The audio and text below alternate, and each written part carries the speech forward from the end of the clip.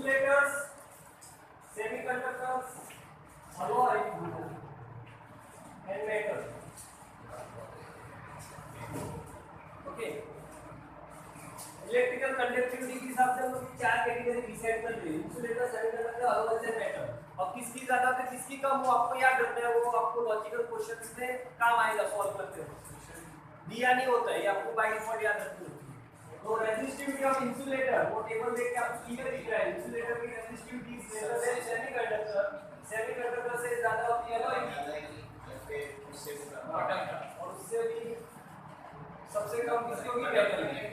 Conductor नहीं कहते भाई, मेटल अलग वस्तु है, ये अलग भी कंडक्टर है, मेटल भी कंडक्टर ही है।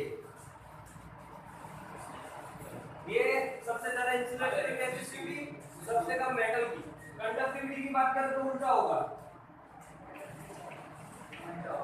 सबसे ज्यादा मेटल, फिर अलॉय आएगा, सेमीकंडक्टर और लास्ट में इंसुलेटर। ये फैक्ट आपको याद रखना है। Yes sir. ओके, तो क्वेश्चन नंबर 30 में जो टेबल दिया है ना, उसका दूसरा कॉलम देखो जरा, दूसरे कॉलम से क्या कंक्लूजन निकलता है। अभी जो खोला था वो उसका जो सेकंड कॉलम है ना, वो क्या दे रहा है, टेम्परेचर कोफिशिएंट। टेम्परेचर कोफिशिएंट का मतलब क्या होता है, मैं थोड़ा समझा देता हूँ। कोई मेटल वायर है या कोई भी मटेरियल है, उसको जब हीट किया जाता है ना, उसके रेजिस्टेंस में चेंजेस दिखते हैं। तो पर डिग्री जो चेंज दिखता है ना, उसी को क्या कहते हैं, टेम्परेचर कोफिशिएंट ऑफ रेजिस्टेंस, और सिंबल क्या है, अल्फा।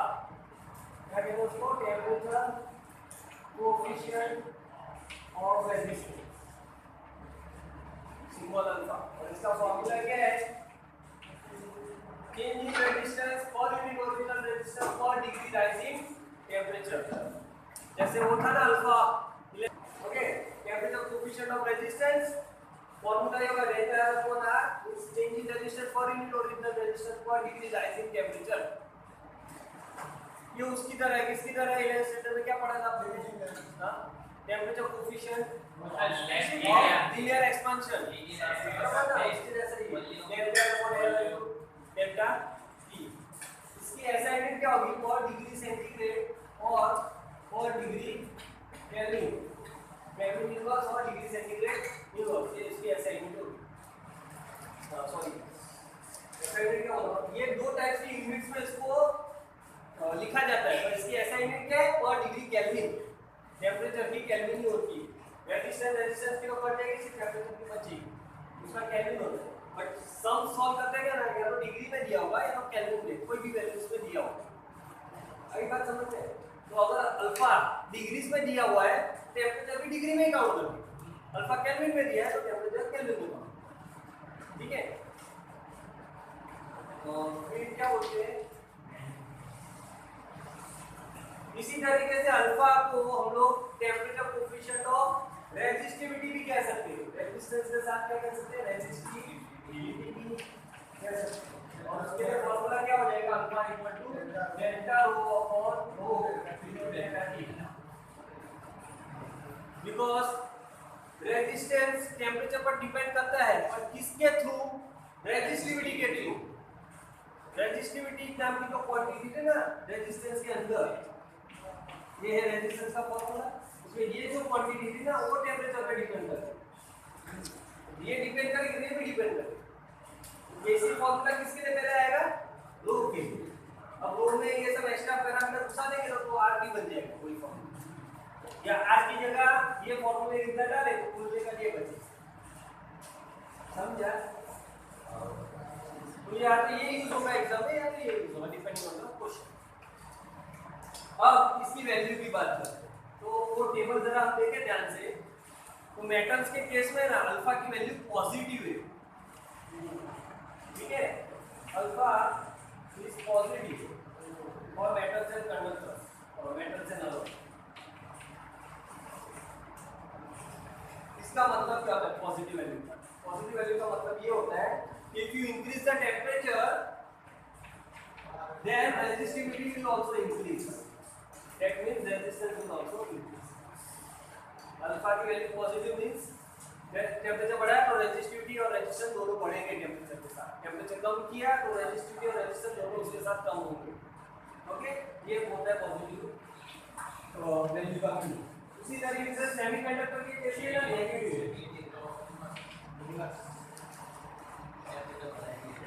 मतलब इसमें क्या होगा उल्टा होगा, टेम्परेचर बढ़ाने पे रेजिस्टिविटी और रेजिस्टेंस इनका कम होता है। समझा?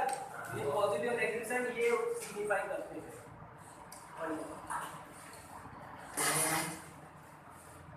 अब ये टेबल के अंदर जो अल्फा की वैल्यूज है कंडक्टर के केस में, उसमें आप है ना मेटल और अलॉय की वैल्यूज को कंपेयर करो। अल्फा ऑफ मैग्नीज निक्रोम को कॉपर के साथ कंपेयर करो आप, तो कॉपर की वैल्यू कितनी है जरा मेरे को बोलेगा, एक जन बोलो 0.688 और निक्रोम की बोलो 0.004 मैग्नीज की बोलो 0.002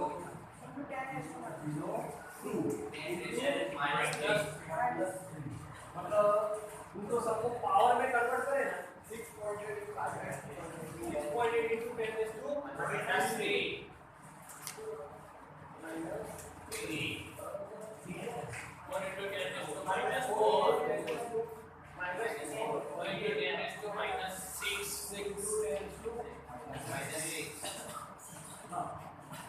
तो देखो कल हमने कुछ डिस्कस किया था रेजिस्टर्स के बारे में और अलग अलग टाइप के रेजिस्टर्स देखे, वायर बाउंड रेजिस्टर्स। ओके, फिर वो रेजिस्टेंस बॉक्स देखा था, रेजिस्टेंस बॉक्स के अंदर भी क्या यूज होता है, कॉइल सीरीज होती है वायर।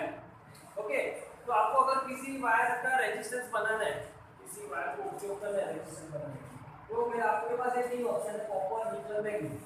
ओके, तो आप कौन सा वायर सिलेक्ट करोगे और क्यों सिलेक्ट करोगे, ऐसा क्वेश्चन पूछा जाता है। ओके, तो जो अच्छी क्वालिटी के रेजिस्टर्स होते हैं ना उसमें मैग्नीज यूज किया जाता है, ठीक है, और उससे थोड़ी लो क्वालिटी के होते हैं ना उसमें निक्रोम या कांस्टेंट वापरा जाता है, बट ये कोई नहीं वापरता कॉपर का। अब इसका रीजन क्या है मैं आपको बताता हूं, दो रीजंस। ओके, मैग्नीज और निक्रोम अलॉय है और अलॉय की रेजिस्टिविटी ज्यादा होती है मेटल के कंपेयर में। तो मान लो मेरे को 10 ओम का रेजिस्टेंस बनाना है, उसके लिए कुछ कॉपर का वायर चाहिए होगा और उतना ही कुछ मैग्नीज का वायर चाहिए होगा, और हम दोनों की लेंथ कंपेयर करते हैं, किसकी लेंथ ज्यादा चाहिए होगी और किसकी कम चाहिए होगी। तो सी रेजिस्टेंस होता है वो है हार्मोनिक। अब मेरे पास दो रोल्स अवेलेबल है, एक रोल में क्या लटका के रखा है, कॉपर का वायर, दूसरे रोल में क्या है, मैग्नीज का वायर। अब मेरे को उसके अंदर से रेजिस्टेंस मतलब बनानी 10 ओम के रेजिस्टेंस, अभी मेरे को कंपेयर क्या करना है, किसकी लेंथ ज्यादा लगे, दोनों की थिकनेस सेम है, सेम थिकनेस के वायर है बट मटेरियल अलग है। तो L इक्वल टू क्या होगा है, का वैल्यू वो RA अपॉन 2। 10 ओम का बनाना है, रेजिस्टेंस फिक्स कर दिया, दोनों का area of cross section same रखा है, ये फिक्स कर दिया। What you can see is length required will be inversely proportional to वो, मतलब वायर की जो लेंथ चाहिए ना उसको डिपेंड करेगी इनवर्सली प्रोपोर्शनल टू वो। And rho of alloy is greater than rho of metal, इसका मतलब अलॉय का जो वायर है ना वो कम लेंथ का चाहिए और उतना ही रेजिस्टेंस अगर कॉपर में से चाहिए होगा तो बहुत लंबा चाहिए होगा, ऑलमोस्ट कितना डायमीटर होगा,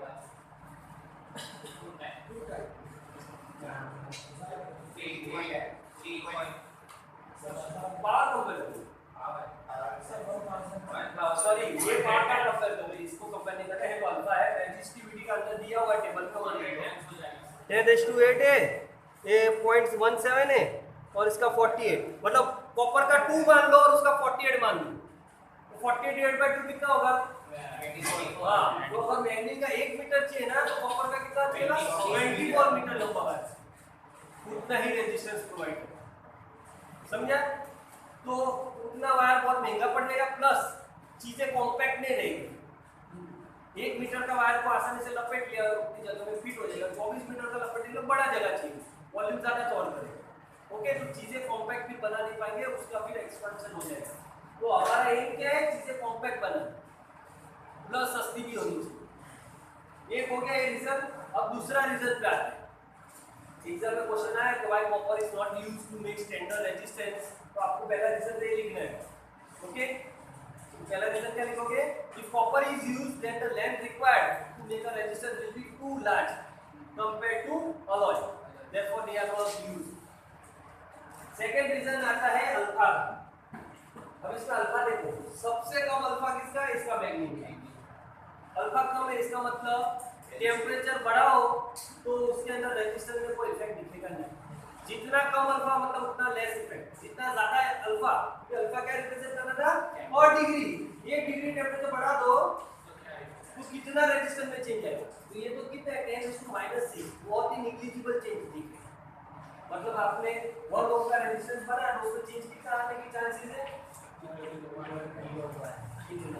तो बहुत नेग्लिजिबल। समझा?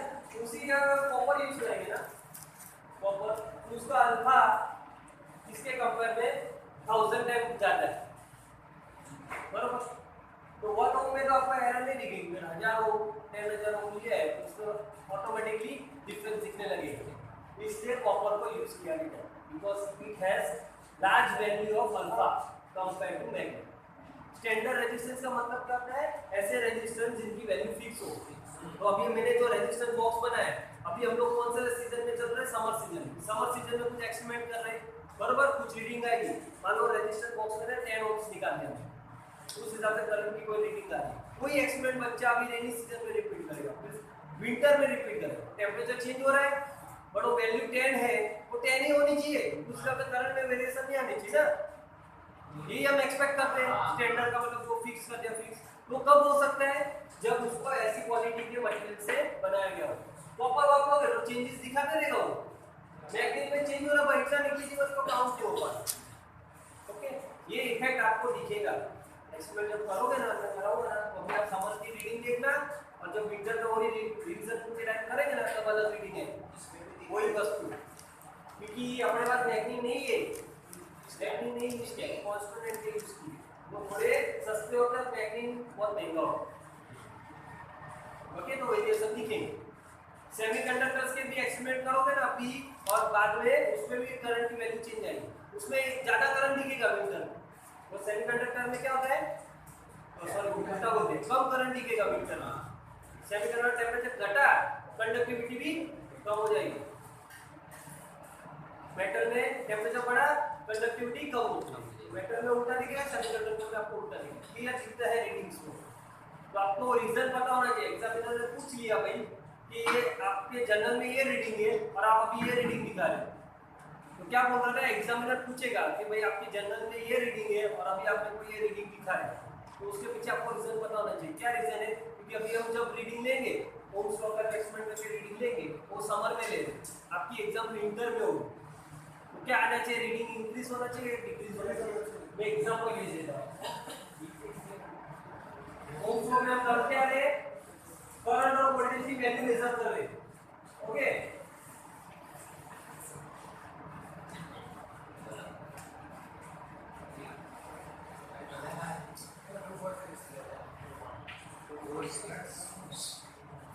ये मान लो अपनी समर की रीडिंग्स। अभी इस एक्सपेरिमेंट आप रिपीट करोगे, विंटर में क्या आना चाहिए, करंट की वैल्यूज में क्या चेंजेस आना चाहिए? बैटरी तो फिक्स है 2 वोल्ट 4 वोल्ट 6 वोल्ट, करंट में क्या होगा? विंटर में विंटर में टेम्परेचर बढ़ रहा है, टेम्परेचर बढ़ेगा तो रेजिस्टेंस घटेगा, करंट बढ़ेगा। इससे आपको थोड़ी ज्यादा रीडिंग आएगी, 1.1 आ सकती है, 1.4 आ सकती है, एंड सो। समझा? तो वो रीजन उसको बताना है कि ऐसा है इसलिए ऐसा हो। तो बोलेगा इसको सेव करने के लिए क्या कर सकते हैं? बोलेगा अच्छी क्वालिटी के वायर्स यूज करते थे जिसका अल्फा बहुत ही कम है, अल्फा बहुत कम हो तो टेम्परेचर में डिफरेंस आने से वो अपनी वैल्यूज में डिफरेंस नहीं दिखेगा। पूछेगा आपका वायर कौन सा है, तो आप बोलेंगे कांस्टेंट है, निकल सस्ता है। हाँ, उसकी जो अल्फा की वैल्यू ना थोड़ी ज्यादा है, इसलिए थोड़े चेंजेस दिखेंगे। समझा? टाइप्स ऑफ रेजिस्टर्स, कमर्शियली कौन से रेजिस्टर्स अवेलेबल है वो अपन पहले देख चुके हैं। एक होता है वायर वाउंड, फिर कार्बन, और तीसरा सेमीकंडक्टर, बराबर? तो अभी डिटेल में ना कार्बन रेजिस्टर्स के बारे में स्टडी करो। कल मैंने कुछ दिखाया था रजिस्टर कार्ड में, रजिस्टर उसका शेप कैसा होता है, ऐसा सिलिंड्रिकल शेप का होता है, उसको कुछ रिंग्स मारी होती है, कलर रिंग्स। ये कलर रिंग एक्चुअली एक कोड होता है, colour depending on the colour and depending on the position आप उस रजिस्टर की वैल्यू की और डिटरमाइन कर सकते हैं by looking at the rings. तो कैसे डिटरमाइन किया जाता है उसके लिए एक अपन टेबल बनाएंगे और उसको याद रखने का तरीका देखेंगे और वैल्यूज कैसे ढूंढनी वो देखेंगे, समझा। हर एक रजिस्टर की कुछ वैल्यू होगी, 10 ओम, 1000 ओम, 4.5 ओम वगैरह सो ऑन। तो कलर से कैसे उसको कोड किया जाता है, बिकॉज वो वैल्यू लिखना बहुत मुश्किल होता है इतनी छोटी जगह पर, इसलिए उसमें क्या करते हैं कलर की स्ट्रिप डालते हैं। ओके, तो एक टेबल बना लो आप, अब बंद कर।